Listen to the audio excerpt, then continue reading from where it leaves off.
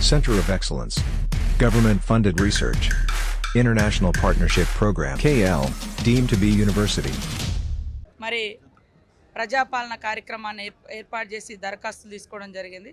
అదేవిధంగా రేపు రాబోయేటువంటి బడ్జెట్లో ఎలాంటి పనులు ఆయా నియోజకవర్గాల్లో పెండింగ్లో ఉన్నాయి, ప్రజలకు ఎలాంటి అవసరాలు ఉన్నాయి, వాటిని గుర్తించి వాటి యొక్క లక్ష్యాలను చేరడం కోసం బడ్జెట్ కేటాయింపులు జరగాలనే ఉద్దేశంతో ఉమ్మడి వరంగల్ జిల్లా వ్యాప్తంగా ఉన్నటువంటి కలెక్టర్లతోటి అదేవిధంగా ఇతర అధికార యంత్రాంగం అంతా కూడా ఈరోజు మన ఇన్ఛార్జ్ మినిస్టరు గౌరవనీయులు పొంగులేటి శ్రీనన్న గారి ఆధ్వర్యంలో మీటింగ్ ఏర్పాటు చేసుకోవడం జరిగింది.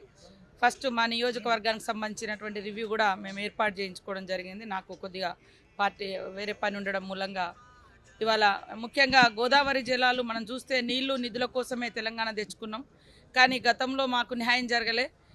గత 10 సంవత్సరాల టీఆర్ఎస్ పాలనలో కూడా ఒక్క చుక్క నీళ్ళు కూడా ఇవ్వనటువంటి పరిస్థితి. ఫస్ట్ ఎజెండాగా మా నియోజకవర్గం నుంచి అదే పెట్టడం జరిగింది. ఏమేమైతే ప్రాబ్లమ్స్ ఉన్నాయో అవన్నీ కూడా ఈసారి క్లియర్ చేసుకొని వర్క్స్ అన్నీ కూడా స్టార్ట్ చేసుకునే విధంగా, అదేవిధంగా జాతరకు సంబంధించి కానీ ఇంకా డెవలప్మెంట్ యాక్టివిటీస్కు సంబంధించినటువంటి నాకుండేటువంటి 3 జిల్లాల కలెక్టర్లతో, ఎందుకంటే ములుగు కాన్స్టిట్యున్సీ 3 జిల్లాల పరిధిలో ఉంది, వారందరితో మరి రిపోర్ట్స్ అన్ని తెప్పించుకొని ఇప్పుడు మన ఇన్ఛార్జ్ మినిస్టర్ గారికి ఇవ్వడం జరిగింది. అవన్నీ కూడా రేపు వచ్చేటువంటి బడ్జెట్లలో శాంక్షన్ అయ్యే విధంగా. గతంలో చూస్తే పైన ఎవరో కూర్చొని రాస్తే కింద ఒకటి అవసరం ఉంటుంది, క్షేత్రస్థాయిలో ప్రజలకు మనం పైన ఒకటి ఇస్తూ ఉంటాం. అట్లా కాకుండా ప్రజలకు ఏదైతే అవసరం ఉందో అది ఈసారి బడ్జెట్లో ప్రతిబింబించే విధంగా అలొకేషన్ జరిగే విధంగా ఉండాలని ఈరోజు మన ఇన్ఛార్జ్ మినిస్టర్ గారు గౌరవనీయులు పొంగులేటి శ్రీనన్న గారు మీటింగ్ పెట్టడం జరిగింది. అది ఇంకా జరుగుతుంది. తప్పకుండా ప్రజల ఆశలు ఆకాంక్షలకు అనుగుణంగా అవసరాలకు అనుగుణంగా బడ్జెట్లో కేటాయింపులు జరుగుతాయి.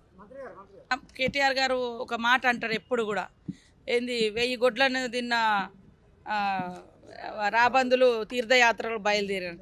మేము అనేక సార్లు అసెంబ్లీలో ప్రస్తావిస్తే మా నోరు నొక్కిరు, ఎక్కడ చచ్చిపోయారు, ఎక్కడ బిల్లు లాగినాయి అది అని. ఈరోజు వాస్తవం ఆయన నోటితోటే కక్కాల్సినటువంటి పరిస్థితి వచ్చింది. ఖచ్చితంగా సర్పంచుల యొక్క సమస్యను సానుకూలంగా అర్థం చేసుకుంటున్నాం.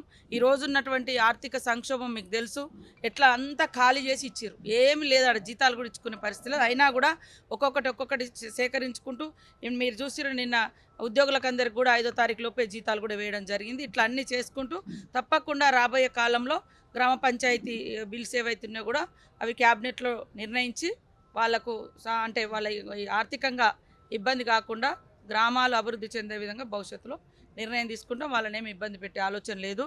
కానీ వాళ్ళు ఈరోజు ఒప్పుకున్నందుకు సంతోషం. ఎందుకంటే ఇన్ని రోజులు మీకే తెలుసు, అసెంబ్లీలో కూడా ఎక్కడి బిల్లులు ఎక్కడి ఆ డబ్బులన్నీ వాళ్ళకి ఇష్టం వచ్చినట్టు వాడేసుకున్నారు. గ్రామ పంచాయతీ డబ్బులన్నీ కూడా గత ప్రభుత్వము తమకు ఇష్టానుసారంగా వాడేసుకోవడంతో ఈరోజు సర్పంచులు చాలా ఆర్థిక సంక్షోభంలో ఉన్నమాట వాస్తవము, గ్రామ పంచాయతీలు కూడా ఇబ్బందులలో ఉన్నమాట వాస్తవము. అవన్నింటిని కూడా ఎప్పటికప్పుడు చర్చిస్తున్నాం. ఖచ్చితంగా రాబోయేటువంటి క్యాబినెట్లో కూడా అదొక ఎజెండాగా తీసుకొని దాని మీద కూడా ఒక మంచి నిర్ణయం తీసుకునే విధంగా తప్పకుండా వాళ్ళకైతే అన్యాయం జరగకుండా నేను as a incharge minister Panchayati Raj మినిస్టర్గా చొరవ తీసుకుంటానని తెలియజేస్తాను. మరిన్ని వీడియోస్ కోసం ఛానల్ ని సబ్స్క్రైబ్ చేయండి, లేటెస్ట్ అప్డేట్స్ కోసం వాట్సాప్ ఛానల్ ని ఫాలో చేయండి అండ్ లింక్ డిస్క్రిప్షన్ లో ఉంది.